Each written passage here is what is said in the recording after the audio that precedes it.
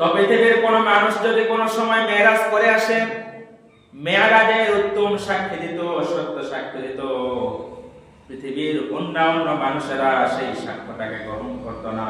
তারা সঙ্গে সঙ্গে বলতো যে ওই ওলামায়ে কেরাম যেটা দেখে এসেছে সেটা হলো মিথ্যা, ঠিক কিনা? এই কথা বলতে পারবে। কিন্তু আল্লাহ তাআলার মহিমায় তিনি এমন একজনের মাধ্যমে মেরাজ করে নিলেন, এমন একজনের মাধ্যমে সবকিছু জান্নাত জাহান্নাম সহ সবগুলো দেখায় নিলেন, যে ব্যক্তি ছোটকাল থেকে নিয়ে শিশুকাল থেকে নিয়ে মৃত্যু পর্যন্ত কোন সময় একটা মিথ্যা কথা বলে না। সুবহানাল্লাহ। কোন সময় কি করে নাই? একটা মিথ্যা কথা বলে নাই। কারণ হলো যে মানুষটা আল্লাহ রাব্বে জালালের পরে যার স্থান, তারপরে আর তার আগে কোন মানুষের স্থান নাই, কোন মাখলুকের নাই। আল্লাহ রাব্বুল আলামিনের পরে যার স্থান, তার নাম হলো মুহাম্মদুর রাসূলুল্লাহ। তার উত্তম চরিত্র, উত্তম মাধুর্য, যার চরিত্রের মধ্যে কোনো কালেমা লেখন নাই, কোন মুশরিকের বাচ্চা পর্যন্ত কোনদিন বলতে পারবে না যে মুহাম্মদ ছোট্ট কালে এই গুনাহের কাজ করেছে। কেউ বলতে পারবে না, কেউ বলতে পারবে না। পৃথিবীতে যত মনীষী আসছে, যত মনীষী আসছে, যত জ্ঞানী ব্যক্তি আসছে, যত বিজ্ঞানী আসছে, যত দার্শনিক পৃথিবীতে আগমন করেছে, প্রত্যেকটা বিজ্ঞানী, প্রত্যেকটা দার্শনিকের জীবনে আছে না? আছে। তাদের জীবনে পড়তে গেলে এ টু জেড পাওয়া যায় না, তারপরে তাদের জীবনের মধ্যে অনেক কিছু ভুল পাওয়া যায়। কিন্তু আমাদের রাসূল জনাবে মুহাম্মদুর রাসূলুল্লাহ সাল্লাল্লাহু আলাইহি ওয়াসাল্লামের জীবনের মধ্যে কোনো ভুল ছিল না। এইজন্য আল্লাহ তাআলা মনস্থ করলেন যে এমন একজনের মাধ্যমে আমি জান্নাত জাহান্নাম দেখাবো, এমন একজন মানুষের চোখে স্বচক্ষে আমি এগুলো দেখাবো, যে মানুষ কোনোদিন মিথ্যা কথা বলে নাই, যে মানুষ কোনোদিন মানুষের অন্যায় করে নাই, যে মানুষ কোনোদিন কোন মানুষকে অন্যায় ভাবে গালি দেন নাই, যে মানুষ কোনোদিন অন্য মানুষকে অন্যায় ভাবে চোখ পর্যন্ত রাঙায় নাই, সেই মানুষের মাধ্যমে আমি জান্নাত জাহান্নাম বিচার কার্য সব কিছু দেখাবো, যাতে করে কিয়ামত পর্যন্ত নবী রাসূল নতুন করে আসবে না, কোন কাফেরের বাচ্চা যেন বলতে না পারে ইসলাম ধর্ম অন্ধত্ব ধর্ম, বলতে যেন না পারে। এই জন্য মেরাজের ব্যবস্থা। সুবহানাল্লাহ। এই মেরাজ অকাত্য দলিল আছে কোরআনুল কারীমে সূরাতু বনী ইসরাঈল।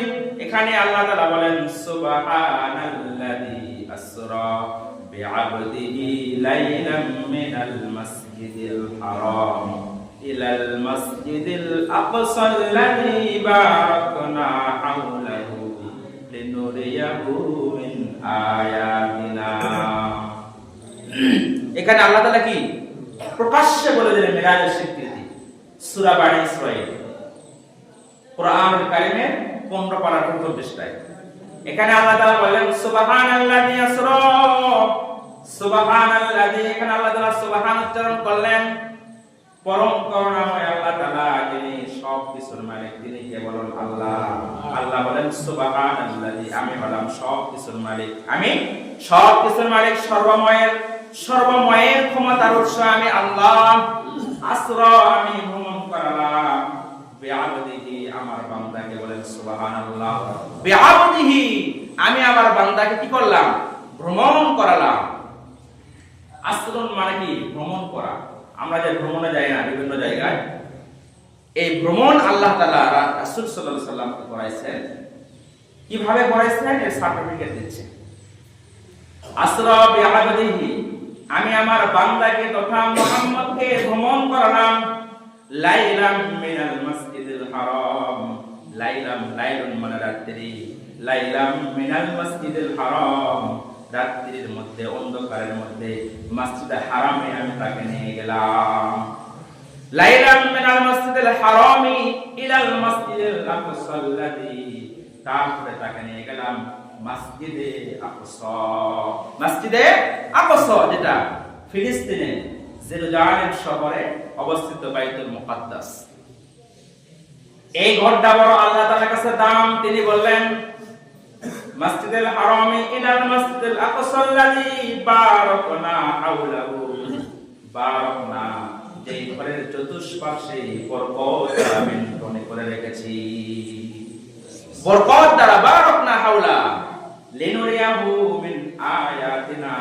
আমরা বললাম আল্লাহ আপনি যে রাসূলকে দিয়ে মেরাজ করাবেন কারণটা কি? আল্লাহ তাআলা বললেন লিনুরিয়াহু মিন আয়াতিনা, আমি রাসূলকে আমার নিদর্শন, আয়াতুনা আমার নিদর্শনগুলি সচক্ষে সব পায়ে তাকে আমি ঘোরায় ঘোরায় আমার রাসূলকে আমি সবকিছু দেখাবো।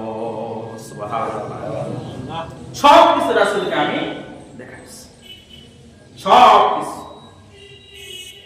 এই মেরাজ হয়েছিল বিশ্ব নবী সাল্লাল্লাহু আলাইহি সাল্লামের জীবনে নবুয়ত পাওয়ার পরে। নবুয়ত পালেন 40 বছরে, পাওয়ার পরে দিন ধর্ম প্রচার করতে লাগলেন। দিন ধর্ম যখন প্রচারের কাজ শুরু হয়ে গেল, কাফের মুশরিকরা দল বেঁধে বেঁধে রাসূলকে আক্রমণ করার চেষ্টা করে। অনেক লম্বা কাহিনী, অনেক লম্বা ইতিহাস, সেগুলো বলবো না। রাসূলকে তারা বিভিন্ন ভাবে কষ্ট দেওয়া শুরু করলো, কিন্তু কষ্ট তারা পরিপূর্ণভাবে দিতে পারে না। তার কারণ হলো রাসূল করিম সাল্লাল্লাহু আলাইহি ওয়াসাল্লামের আপন একজন চাচা ছিল, তার নাম হলো আবু তালেব। কি নাম? আবু তালেব। আবু তালেব রাসূল সাল্লাল্লাহু আলাইহি ওয়াসাল্লামের আপন চাচা। এই চাচা বলেছে আমি তালেব বাঁচা থাকা অবস্থায় মুহাম্মাদের গায়ে কেউ ফুলের টোকা দিতে পারবে না। আমি যতক্ষণ পর্যন্ত জীবিত আছি মুহাম্মদকে আমি প্রোটেকশন দিব। বলেন সুবহানাল্লাহ। তিনি বললেন আমি যতদিন বেঁচে আছি আমার ভাতিজার গায়ে কেউ হাত দিতে পারবেন না। কারণ হলো আবু তালেব দলপতি ছিলেন, বড় ধনী ব্যক্তি ছিলেন। রাসূল করিম সাল্লাল্লাহু আলাইহি ওয়াসাল্লামের চাচা আবু তালেব অনেক জ্ঞানী ব্যক্তি ছিলেন, সুন্দর ব্যক্তি ছিলেন, কথার ওজন ছিল, মাধুর্য ছিল। তাকে সমাজ সবাই গ্রহণ করত, অ্যাকসেপ্ট করত। যে কথা বলতো সমাজ সবাই, কুরাইশ বংশ সকলে এক ব্যক্তি মেনে নিত। এই জন্য তিনি থাকা অবস্থায় মুহাম্মদকে মারতে পারতেন না, কিন্তু বাহিরে গেলে বিভিন্ন কটু কথা বলতেন, কথার মাধ্যমে কষ্ট দিতেন, পাগল বলতেন, জাদুকর বলতেন, এগুলো বলতেন। প্রকাশ্যে মারার তারা সাহস পেত না। বাহিরে প্রোটেকশন দেয় আপন চাচা আবু তালেব। কলেমার দাওয়াত দিয়ে গালি খাওয়ার পরে যখন ঘরে আসলেন, ঘরে আসার পরে ওই দুঃখ বেদনা আপন স্ত্রীর সঙ্গে শেয়ার করতেন। সেই স্ত্রীর নাম হলো খাদিজা। কি নাম? খাদিজাতুল কুবরা। এই খাদিজাতুল কুবরা ঘরের মধ্যে আল্লাহ রাসূলকে সাহস যোগাতেন।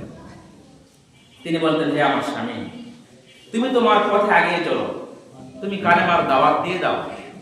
কে মানলো আর কে মানলো না তোমার দেখা যায় আসা, তুমি দাওয়াত দাও। মক্কার সব লোক যদি তোমাকে, তুমি মুহাম্মদ তোমাকে ভুলে যায়, আমি তোমার প্রিয়, তোমার স্ত্রী, আমি তোমাকে কখনো বলবো না। বলেন সুবহানাল্লাহ।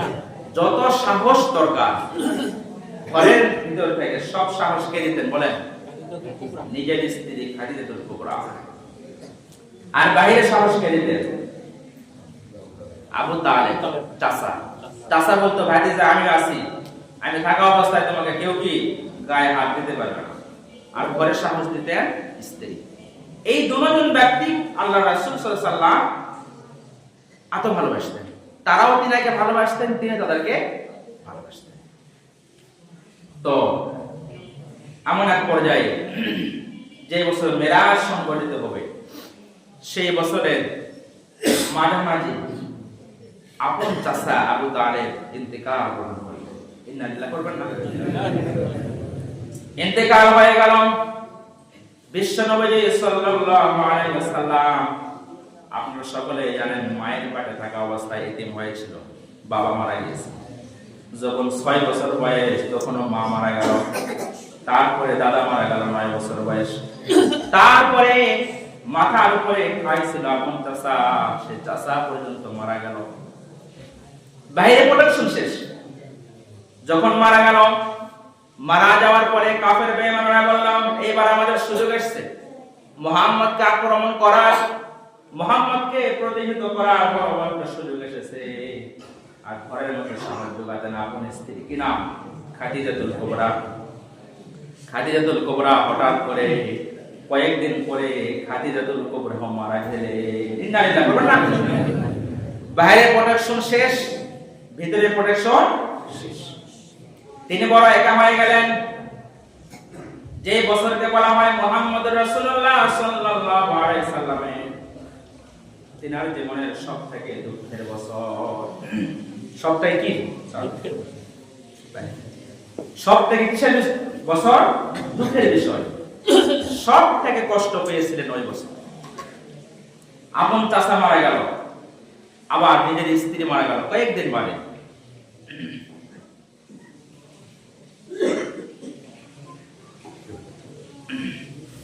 তো তখন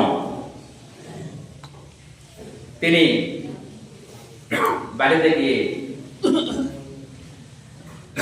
ঘাপটি মারে বসে থাকতেন, হারাম শরীরের পাশে গিয়ে বসে থাকতেন, মনক্ষণ নয়, মন খারাপ করে আমি এখন কেমনে কলেমার দাওয়াত দিব, ইসলামের আযান আমি কেমনে দিব? বাহিরে তো আমার চাচা প্রোটেকশন দিচ্ছে নাই, ঘরে স্ত্রী সেও নাই।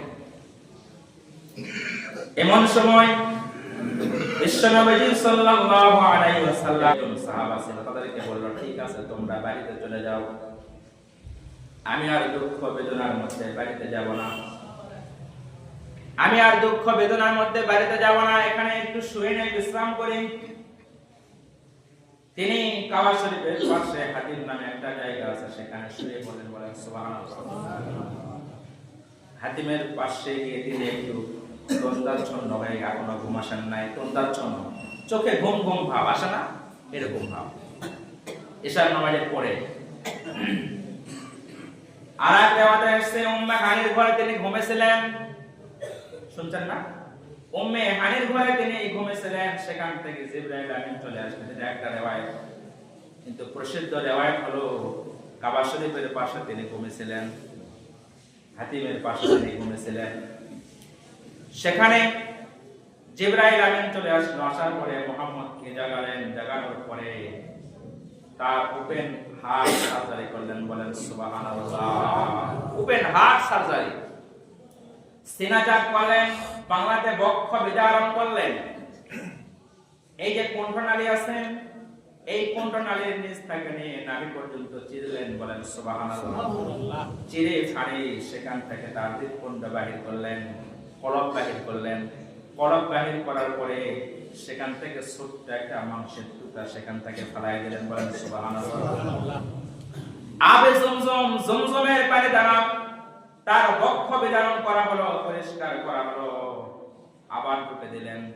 ঢুকে দেওয়ার পরে আল্লাহ তাআলার ইঙ্গিতে আবার পুনরায় জোড়ায় গেলেন। বলেন সুবহানাল্লাহ। হযরত আনাস ইবনে মালিক, হযরত আনাস রাদিয়াল্লাহু তাআলা আনহু বলেন, আমি দীর্ঘদিন রাসূল করিম সাল্লাল্লাহু আলাইহি ওয়াসাল্লামের খেদমত করেছি। খেদমত করার সুবাসে আমি রাসূলের পাকের বডির ভিতরে, শরীরের ভিতরে এই বক্ষ বিদারণের চিহ্ন আমি নিজে চোখে দেখেছি। বলেন সুবহানাল্লাহ। সে দাগ ছিল এখান থেকে এখান পর্যন্ত, কাটা লম্বা দাগ। বক্ষ বিদারণ করার পরে রাসূল বললেন, ও জিবরাইল আমিন ভাই, তুমি কি ফালায় দিলে আর কি পরিষ্কার করলে? জিবরাইল বলল, ইয়া রাসূলুল্লাহ, ইয়া হাবিবাল্লাহ, আপনার ভিতরে একটা শয়তানের মাংসের গোশতের টুকরা ছিল, যার নাম হলো নফসে আম্মারা। আমাদের প্রত্যেকের ভিতরে আছে।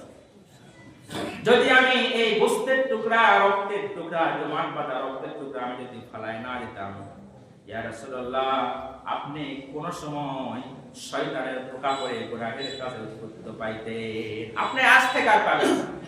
আপনি তো পাবেন না, আজ থেকে কি আরো পাবেন। আবার হলো আপনার কলবটাকে সচ্ছল করা হলো, হৃদয়টাকে আয়নার মতো পরিষ্কার করা হলো,